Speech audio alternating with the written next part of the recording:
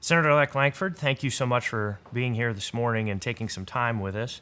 I would like to start with kind of the backstory of the new senator for Oklahoma.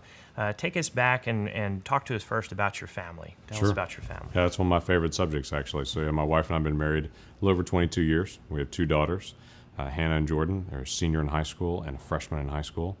And they're absolutely the love of my life, and I can't wait to get back from Washington every week to be able to spend time with them.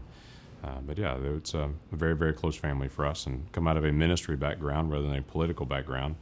So we're a little different than some. And that 22 years I was in full-time ministry working with middle school, high school, and college-age students. The last 15 of that working with a camp called Falls Creek, and that a lot of people in Oklahoma may know. It's actually the largest camp in the world, and we lose track of that because we're so used to it in Oklahoma. But it's a very unique place. So what was life like and the pace of life before?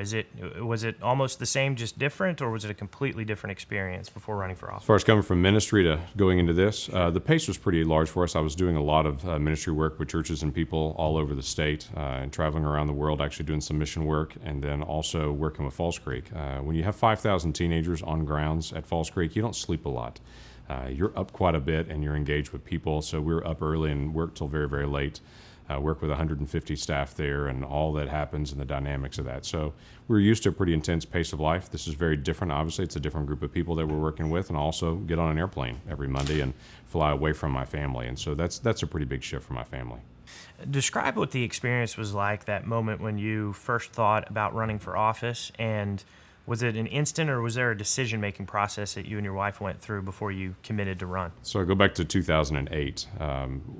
My wife and I had really sensed, and this is not everyone has the same faith background as me, and I understand that, but this is the background that I come from. But my wife and I, just praying through things, really sensed that God was directing us and telling us that something's about to change. And it was this overwhelming sense of get ready. And so as we were praying through this, it was very unsettling for us. We loved what we were doing, but really sensed that we were being directed another place. Didn't know what that was. And it was kind of exciting for a while, and then very, very unsettling. And in September of 2008, separately, my wife and I really sensed we were running for Congress. Now, I have to tell you, there was no lightning bolts, there's no cloud in the sky riding, there's nothing like that. We just overwhelmingly sensed this is what we were supposed to do. And it was, for the two of us, it was separate. And you'd have to know my wife. She's very apolitical. I had never been involved in politics. I'd been around it, but I'd never run for anything, not even student council. But I was a history and speech major. I was in speech and debate growing up from a very young age. I was always the nerdy kid that read the newspaper from the earliest days. And so I was engaged in the issues, but not in the politics of things. So for us, this was a very, very difficult decision. We enjoyed what we were doing. It felt like we were making a difference. So we get to September 2008. We both sensed that. We spent about 7 months struggling and praying through that. And by March of 2009, finally came to the point, I'm going to be an old man one day telling my grandkids about the time I didn't do the right thing. And I knew the right thing, and I didn't do it. And because we were just afraid. Anytime you transition from one thing to the next, you think, okay, this is going to involve a tremendous amount of risk. It's a tremendous risk to be able to step out and do that, but we knew it was right, and we stepped out to do it. So I've heard you tell this story before. In fact, I think the first time you were talking to Club 29 downtown Rotary in Oklahoma City right after being elected for the first time to Congress. But when you decided to run, and the first time you reached out to Dr. Coburn, and what I know you had a few phone calls there. Can you share with us that story and what that experience was like? Obviously, Dr. Coburn came out of the private sector. He had never been involved in anything in politics either. And so as the race was progressing, I reached out to him to just ask, how were you effective? I didn't want to talk to him about the politics. I want to talk to him about being effective, because my biggest concern wasn't losing. It was winning the election and not being effective as a legislator.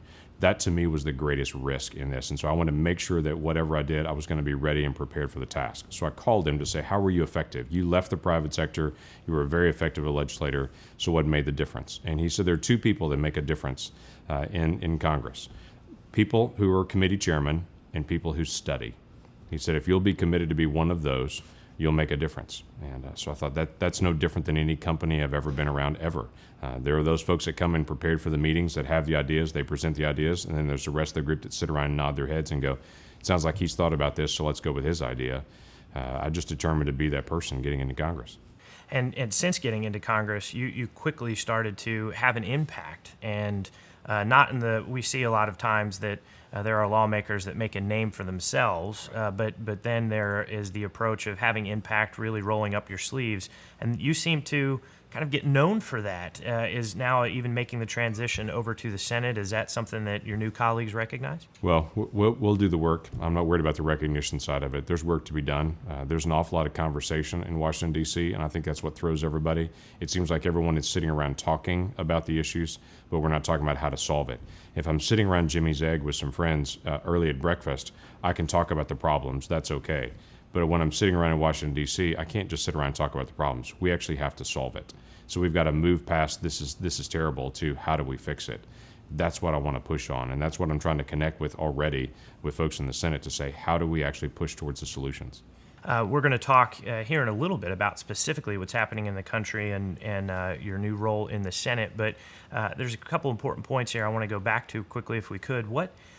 Before running for office, what did you learn or what experiences you have that you have translated that you think directly helped to make you a successful lawmaker?